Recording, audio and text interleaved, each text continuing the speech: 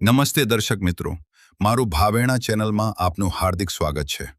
મહુવા તાલુકા ખાતે મામલતદાર સાહેબની કચેરીએ કલ હમારા યુવા સંગઠન દ્વાર સ્વર્ગસ્થ ધરતીબેનને ન્યાય માટે આવેદનપત્ર આપવામાં આવ્યું। ભાવનગર જિલ્લાના મહુવા તાલુકાના મામલતદાર કચેરીએ તારીખ 27 માર્ચના દિવસે આણંદના કોળી સમાજની દીકરી ધરતીબેન ગોહિલને ન્યાય અપાવવા બાબતે કેસની નિષ્પક્ષ તપાસની CID ક્રાઇમ બ્રાન્ચને સોંપવામાં આવે તે અંગે કલ હમારા યુવા સંગઠન અને મહુવા તાલુકાના કોળી સમાજના વિવિધ સંગઠનો તેમજ આગેવાનો દ્વારા આવેદનપત્ર આપવામાં આવ્યું હતું।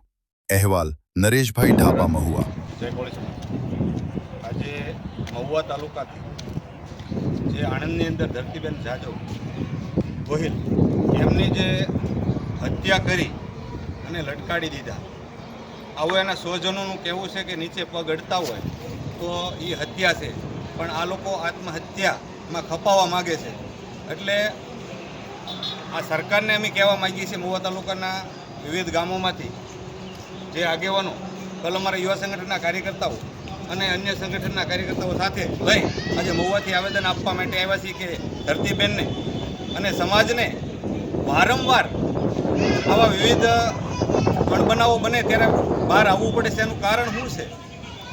તો મહાત્મા જ્યોતિરાવ ફૂલે કીધું, વિદ્યા વિના મતિ ગઈ, મતિ વિના ગતિ ગઈ, ગતિ વિના સંપત્તિ ગઈ ને સંપત્તિ વિના શુદ્ર હુઆ બેહાલ। આજે વિદ્યાને કારણે આ થયું આપણો હાલ બેહાલ। એટલે મહાત્મા જ્યોતિબા ફૂલે પણ કીધું હતું, માન્યવર કાશીરામ સાહેબે પણ કીધું હતું કે સરેઆમ તમારી હત્યા થશે, બેન દીકરી ઉપર રેપ થશે, સરેઆમ મારવામાં આવશે, તમારી આડે કોઈ નહીં આવે અને તમે કે શું કરશો? તો કે વિવિધ ટોળકી બનાવી, સંગઠન બનાવી અને આવેદનપત્રક આપશો, નારાબાજી કરશો, રોડ રસ્તા રોકશો। આનાથી શું ન્યાય મળી જશે? સાહેબે કીધું કે તમે હુકમરાન બનો।